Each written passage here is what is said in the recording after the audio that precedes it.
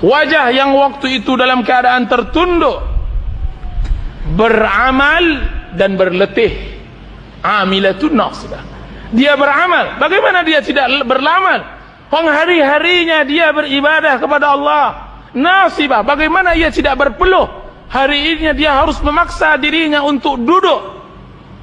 Akan tetapi apa gunanya duduk? Apa gunanya ibadah jika seandainya tidak sesuai dengan sunnah Rasulullah SAW? Allah katakan, tasla naran hamiyah, kami bakar ia dengan api yang panas.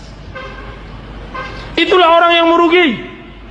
Pelaku-pelaku maksiat, preman-preman di pasar, jika seandainya mereka rugi di akhirat, mungkin mereka mendapat keuntungan sebagian di dunia. Orang pezina, ketika ia berzina, dia menikmati, sekalipun dia diazab di akhirat.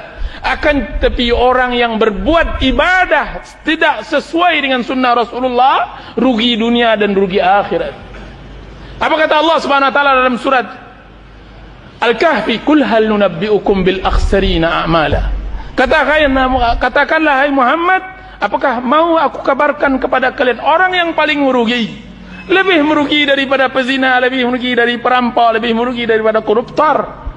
Itu apa? Alladzina dhalla sa'yuhum fil hayatid dunya wa hum yahsabuna annahum yuhsinuna sunah. Orang yang telah sesat di dalam beramal dan mereka menyangka mereka di atas kebenaran. Dan itulah yang ditafsirkan oleh seluruh ulama, mereka adalah orang yang berbuat bid'ah. Orang yang berbuat tidak mengacu kepada ajaran Rasulullah sallallahu alaihi wasallam. Tidak mengacu tentang waktunya, tidak mengacu tentang tempatnya, tidak mengacu tentang jumlahnya, tidak mengacu tentang caranya dan semacamnya. Itu adalah perbuatan bid'ah. Karena Allah Subhanahu wa taala telah menurunkan Quran, telah menurunkan hadis. Kemudian Allah Subhanahu wa taala tutup wahyu, kedua-dua wahyu tersebut dengan ucapan al-yauma akmaltu lakum dinakum. Aku sempurnakan. Kemudian ia tambah, ia kurangi, ia robah. Alangkah jahatnya ia. Bagaimana? Kenapa ulama kemarin kita mempelajari kenapa bid'ah itu lebih besar daripada maksiat? Kenapa bid'ah itu lebih besar daripada maksiat? Karena orang yang berbuat bid'ah, ia menambahkan aturan Allah atau ia kurangi. Biasanya bid'ah itu dia tambahkan. Ketika Allah Subhanahu wa taala mengatakan cara beribadah begini, ia tambah cara ibadah tersebut. Ia tambahkan. Berarti secara tidak langsung ia sejajarkan dirinya dengan Allah di dalam hukum. Karena Allah memberi hukum, ia tambahkan hukum tersebut. Sedangkan pelaku maksiat, kenapa ia di bawah dosa bid'ah? Karena pelaku maksiat itu adalah orang yang jatuh terhadap perintah dan larangan tersebut.